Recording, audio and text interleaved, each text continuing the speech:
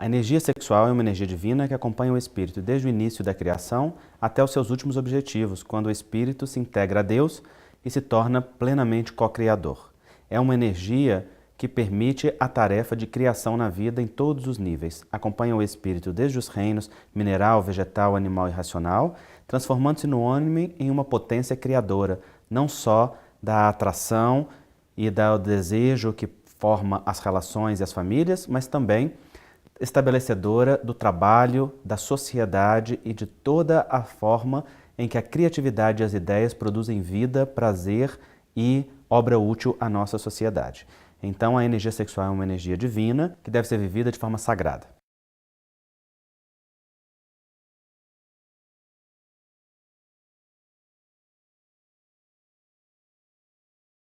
Todos devemos aprender a educar-nos para o amor. Respeito, lealdade, confiança, reciprocidade, partilha, comunhão, família são valores universais que devem ser respeitados em qualquer experiência de vida e em qualquer orientação sexual. Pois o espírito, sendo divino em sua natureza, está chamado a desenvolver os seus potenciais da alma dentro da relação com o outro, que o completa, que o reabastece energeticamente. Emmanuel diz que dentro das relações afetivas, estabelece-se entre o casal ou entre os indivíduos do mesmo sexo, também as ligações magnéticas que alimentam uns aos outros dentro da permuta e da partilha afetiva que sustenta para a vida. E quando isso se dá em bases de afinidade e de respeito, de amorosidade e de comunhão superior, isto promove o melhor de cada um vir à tona, e então cada um pode cumprir com o objetivo a que está destinado na vida. O referencial é o Evangelho de Jesus, que nos apresenta um conjunto de virtudes. E se nós olhamos o Evangelho à luz da ciência e da filosofia espírita de consequências religiosas, nós passamos a ver que o Evangelho não é convite, o Evangelho é promessa. O Evangelho não é uma intervenção para que o homem creia em Deus e passe a adorá-lo. O Evangelho é um testemunho da grandeza de Deus e da grandeza da criação como instrumento divino e o enunciado daquilo a que cada ser humano está destinado, independente da sua expressão. Estamos todos mergulhados no amor divino e chamados a viver as realidades que o Evangelho nos convida para vivermos mais rapidamente a plenitude que o Evangelho também propõe.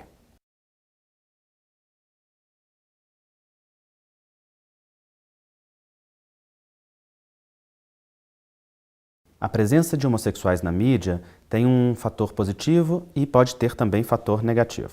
O fator positivo é a exposição de pessoas normais homossexuais, ou seja, que não entram nos estereótipos e que convivem de forma natural na sociedade, integrando-se à comunidade e, naturalmente, passando a serem mais acolhidos e aceitos pelos indivíduos que veem as novelas, os filmes, os seriados. No entanto, pode ter um ponto negativo, que é os estereótipos que muitas vezes se mostram relativos ao assunto.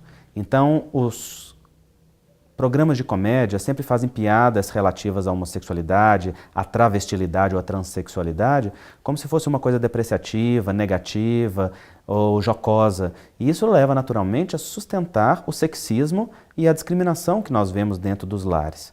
E essa discriminação dentro dos lares sustenta a discriminação e a violência social.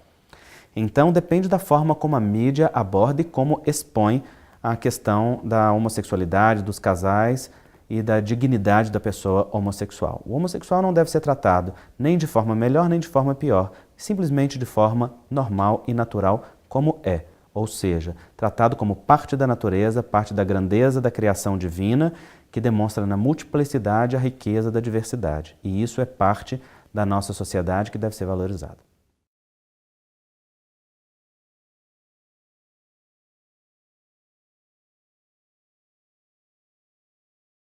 A adoção por pessoas e casais homossexuais é um direito e é uma necessidade também em nossa sociedade que conta com tantas crianças órfãs que sofrem o abandono e sofrem verdadeiramente a exclusão de núcleos amorosos.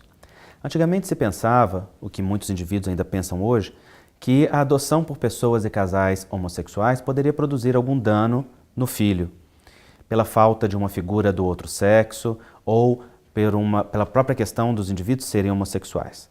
A Associação Americana de Psiquiatria e a Academia Americana de Pediatria, nos últimos 30 anos, têm feito pesquisas relativas aos efeitos da adoção por pessoas e casais homossexuais e têm descoberto que os filhos de pais homossexuais são tão equilibrados do ponto de vista do desenvolvimento cognitivo, escolar, afetivo, do uso ou abuso de substâncias, e até mesmo na própria porcentagem de ser ou não homossexual, do que os filhos de casais heterossexuais, mostrando que não há diferença. E o que a ciência demonstra hoje é que a diferença ela não se deve à orientação sexual dos indivíduos, mas ao contexto educacional.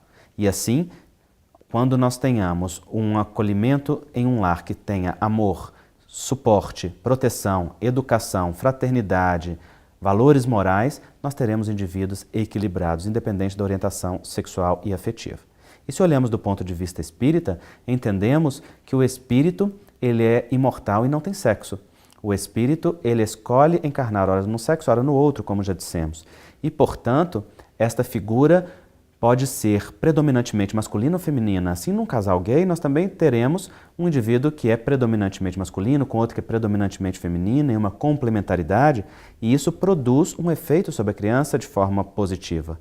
Lacan, um dos desenvolvedores da psicanálise pós-freudiana, disse que é importante que o indivíduo tenha uma figura masculina e feminina, e não necessariamente é um homem ou uma mulher. E as pesquisas têm demonstrado os resultados disso.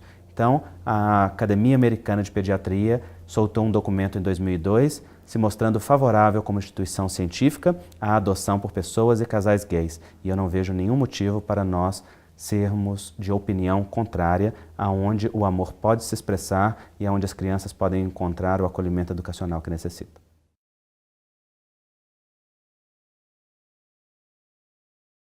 A experiência homossexual na adolescência ela precisa ser individualizada. Geralmente as pessoas perguntam, o que fazer quando meu filho ou um jovem diz que está tendo uma experiência homossexual? E a primeira coisa é individualizar, ou seja, se se trata de um jovem no início da adolescência, pode ser só uma experimentação sexual. Porque nesta fase, a psicologia nos explica que o jovem sente atração pelo sexo oposto, mas tem vergonha. Então fica o famoso clube da Luluzinha e do Bolinha, cada um no seu canto e não se misturam. Nesta época que começam as experiências sexuais, há muitos jogos e brincadeiras entre indivíduos do mesmo sexo. Isso não representa que esse indivíduo tenha uma orientação homossexual. Pode ser somente a busca da identidade e a busca da sua orientação, como diz a psicologia. Já se nós falamos de um adolescente no meio da adolescência, 14, 15 anos, que compartilha com seus pais, que está tendo uma relação homossexual e relata que sempre sentiu ser homossexual e só agora, depois de muitos anos, por vezes, de homofobia internalizada, está tendo a coragem de compartilhar, então nós estamos diante de um jovem que tem uma orientação sexual predominante ou exclusiva. E, para ele, deve seguir-se as instruções de Emmanuel no livro Vida e Sexo, quando nos diz que quando o indivíduo se define homossexual, deve-se lhe dar as orientações instrutivas da mesma forma que se oferece à maioria heterossexual. Mas se se trata de um adolescente no meio da adolescência e que relata que está tendo experiência homossexual porque é moda na escola, porque os amigos estão, porque todos estão fazendo, então este comportamento deve ser tratado como qualquer comportamento de contestação da adolescência. E, naturalmente, o adolescente deve receber auxílio e amparo psicológico para compreender como os comportamentos que não estão em sintonia com a sua vida íntima produzem consequências que podem ser difíceis para ele, não é? Então, cada caso deve ser individualizado para entender-se de que estamos falando. E os pais e jovens devem buscar ajuda psicológica e ajuda espiritual também para compreender aquela situação, não só à luz da psicologia, mas também à luz da reencarnação.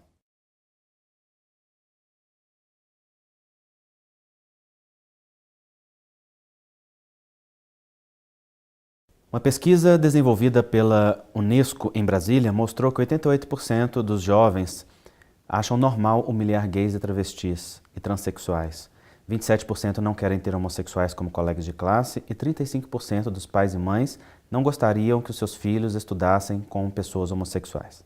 Isto vem das crenças negativas e do preconceito social que existe respeito à homossexualidade. Como se fosse algo contagioso, como se a homossexualidade fosse promiscuidade, pedofilia, perversão, influência espiritual inferior, não é? Há muitas crenças negativas que fazem parte da homofobia, que se mostraram crenças falsas quando estudadas pela psicologia, ou seja, nenhuma delas se mostrou associada à orientação sexual X ou Y por si mesma.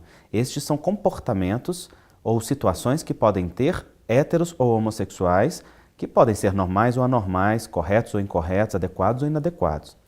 Então, estas crenças e estes preconceitos sociais, eles vêm dos contextos sociais que estruturam as discriminações, desde o bullying escolar e a exclusão familiar, até os movimentos de assassinato e violência social. Imaginem que o Brasil é um dos campeões mundiais de violência anti-gay.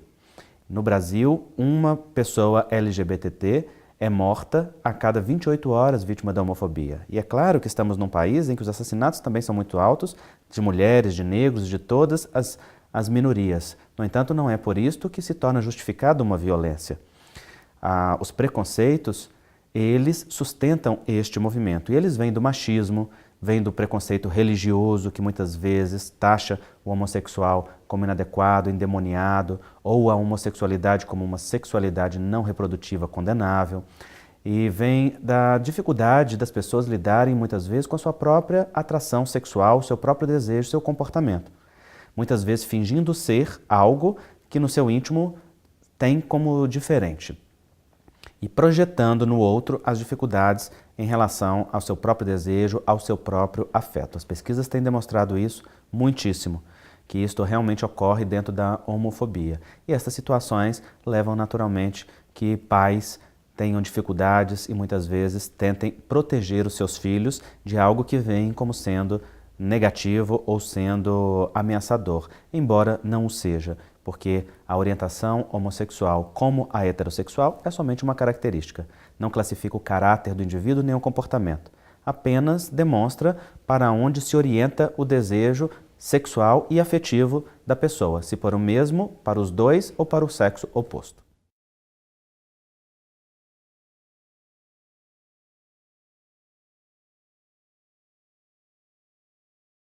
As pesquisas demonstram que os índices de depressão, ansiedade e algumas outras enfermidades mentais são maiores ou mais elevados em indivíduos da comunidade LGBT, lésbicas, gays, bissexuais, travestis e transexuais, do que na comunidade heterossexual.